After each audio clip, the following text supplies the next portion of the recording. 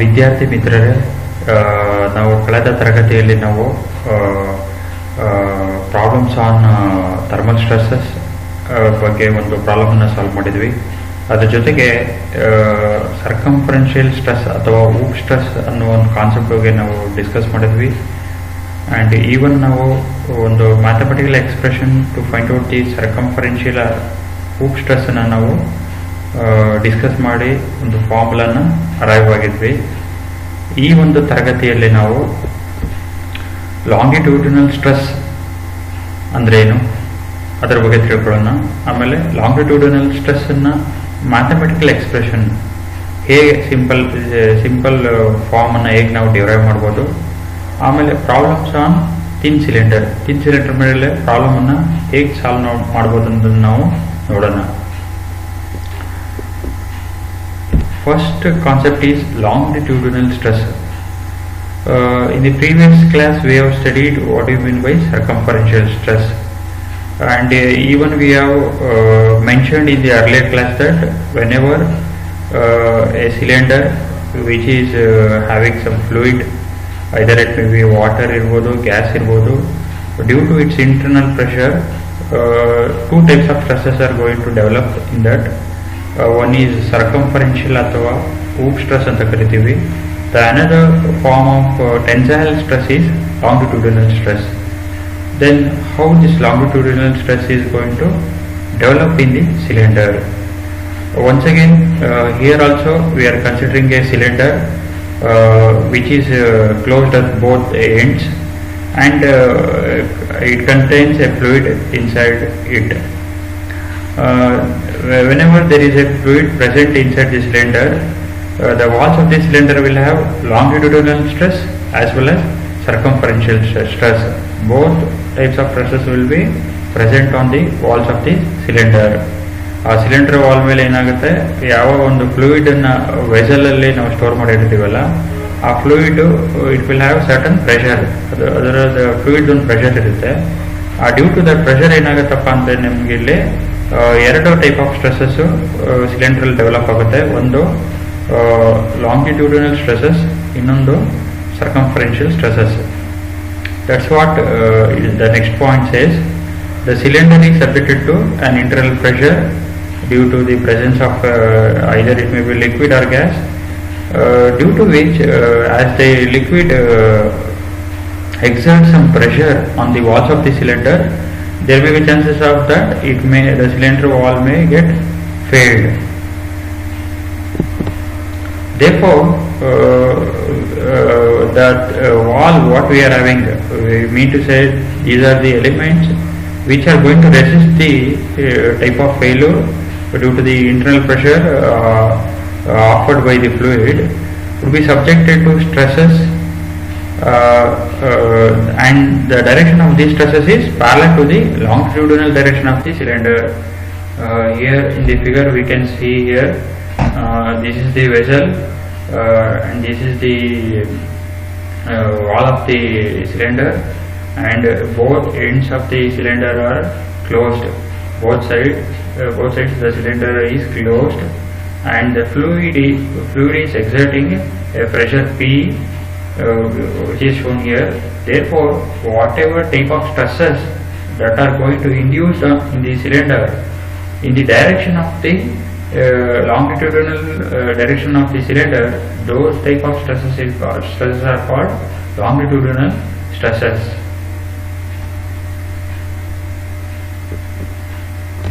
Next, as earlier in the previous class, how we have derived some mathematical expression for circumferential or ఊప్ stress, in the same fashion here also it's possible to derive a mathematical expression to find out what is the amount of longitudinal stress developed in the cylinder. Once again, we are considering a cylindrical shell as shown in the figure A, which is subjected to internal pressure P. As shown in figure B, we can see the pressure, how the pressure is going to apply on the cylinder. As a result of internal pressure, the cylinder also has tendency to split into two pieces as shown in the figure. That's what here I have already mentioned the cylinder, both sides it is fixed. Due to this longitudinal stress, the cylinder may and the cylinder is having a tendency to split into two parts or two pieces as shown here.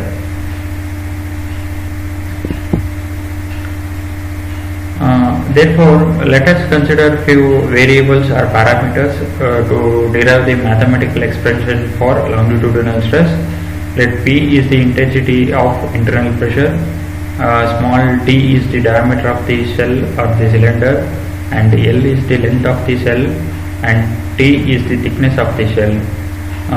Once again, we know that the total pressure along its length of the shell can be expressed as it is designated by a letter Pt, which is equal to intensity of pressure into area. We already know small p is the intensity of the pressure, and into the area of the cylinder is pi by 4 d square, cross sectional area, which is different from the circumferential stress.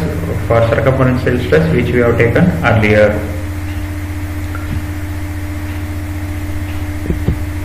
Therefore, the longitudinal stress in the shell can be given like this. We designate by F2, F1 we have designated circumferential or hoop stress by F1. For longitudinal stress, we designate it by F2, which can be expressed as total pressure divided by resisting section. We have already derived the expression for total pressure, that is P into cross sectional area, that is P into pi by 4 d square, divided by the resisting section. Here in this case longitudinal stress is pi into d into t, where t is the thickness, d is the diameter. Here after simplification we will get it as P into d divided by 4t. 1 d gets cancelled. Finally we will get it as P into pi gets cancelled, P into d divided by 4t. Therefore, this also tensile stress across the section YY. This is the tensile stress which is acting, which is developing across the section YY. What we have shown here in this figure.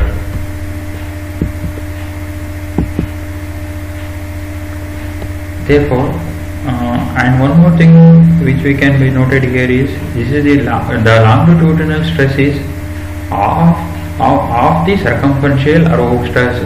Means if we have calculated the circumferential stress, then if we divide by 2, or half of that value will be the longitudinal stress. Means the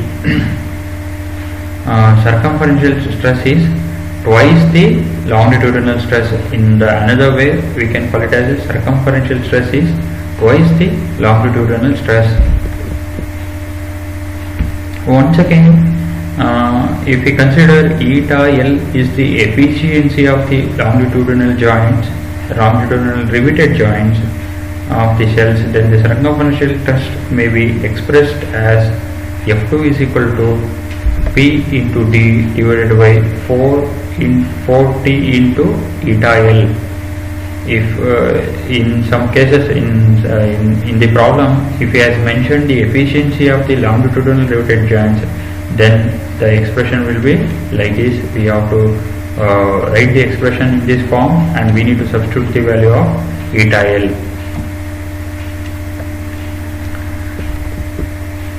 Till now we have discussed the concept of circumferential or hoop stress, and even we have understood the concept of longitudinal stress. Based on these tools, we can solve few problems on it, and the problems are simple. The first problem is as shown in the slide.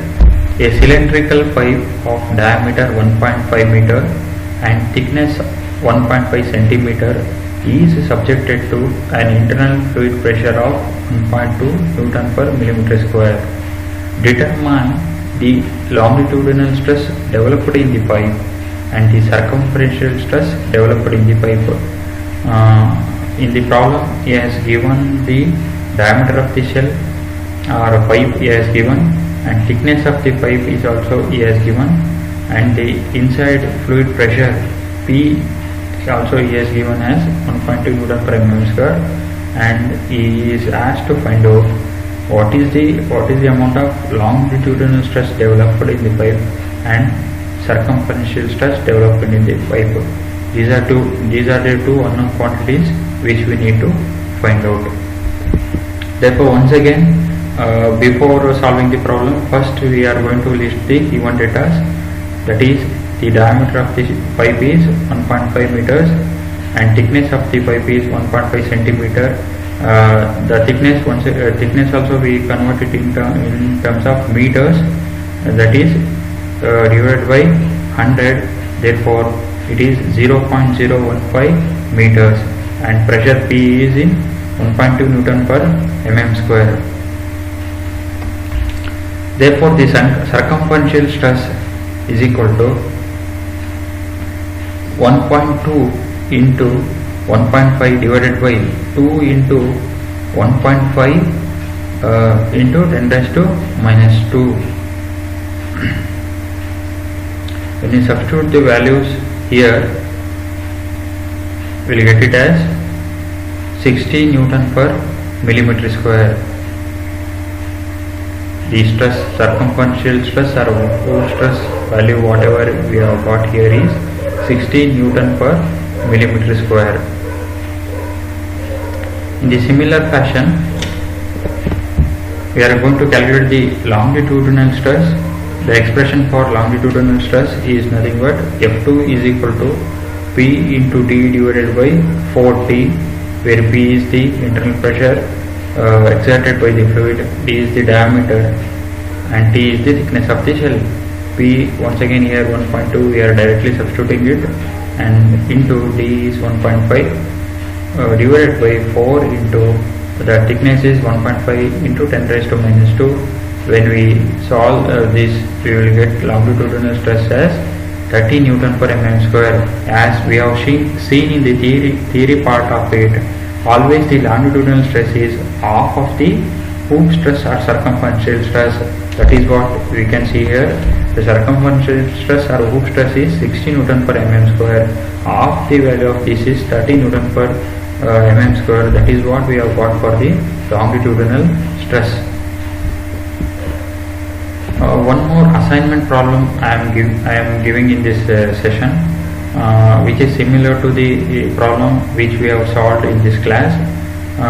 The problem is like this: a thin cylinder of internal diameter 1.25 meter contains a fluid at an internal pressure of 2 Newton per millimeter square.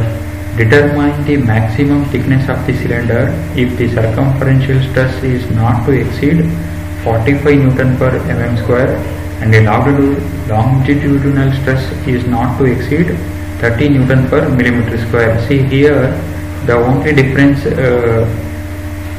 from the previous solved problem is in that problem he has given the diameter, thickness and the internal pressure, and he has asked us to find out the circumferential or Hooke's stress and the longitudinal stress. But in this assignment problem, he has given the diameter as 1.25 meters and fluid pressure, internal fluid pressure he has given it as 2 Newton per meter square. But we need to find out what is the maximum thickness of the cylinder. Thickness of the cylinder we need to find out, but he has given the circumferential stress value. What we need to do here is, we know the circumferential stress formula as well as the longitudinal stress formula. In that formula, stress values are given, pressure P is given, diameter D is given, the only unknown is thickness T. Therefore, we can find out the thickness for both circumferential stress case as well as longitudinal stress case. This is the only difference between solved problem and the assignment problem. Therefore, once again we have arrived to the end of the session. we are having few multiple choice questions which can be easily answered. The question number 1 says like this: steel has a modulus of elasticity of dash MPa. Here the main thing is whatever these values they are given, it should be end up with megapascal. Either it is 200 megapascal, 2000 megapascal, 20,000 megapascal, or 2 lakh megapascal. You need to decide.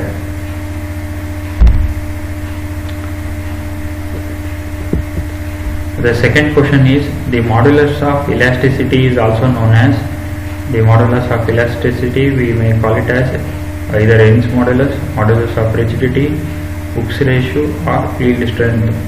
You properly think of it and give the answer. And question number 3 says like this: a dash material is one having relatively large tensile strain up to the point of rupture. A dash material, either a material is malleable material, brittle material, conductible material, or ductile material. Which material is having a relatively larger tensile strain till up to the point of rupture? Till the point of rupture, which one is having more tensile strain? Question number 4: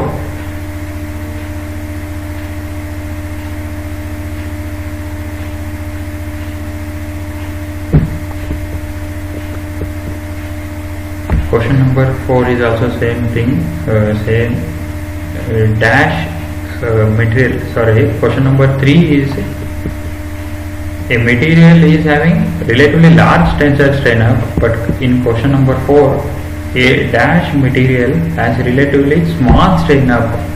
See the difference. Question number 3, in that it was large strain, tensile strain, but in question number 3, the material, which material is having relatively small strain? The options are brittle, conductible, malleable, and ductile. See there is a slight difference between question number 3 and question number 4. You should be careful while reading the question. Based on that, you need to answer. And the question number 5 is: the region of stress strain curve extending from the origin to the proportional limit is called as rigid range, malleable range, elastic range, or plastic range. Already you have gone through the stress strain diagram for ductile material. You have observed the behavior of the material in the different regions, but he is asking us to tell the region from origin to the proportionality limit, what we call it as. These are the key answers for the given MCQ questions. After answering it, you can verify by using these key answers. Finally, we have arrived at the end of the session. For any doubts or clarification, you can contact me through my email ID. Thank you.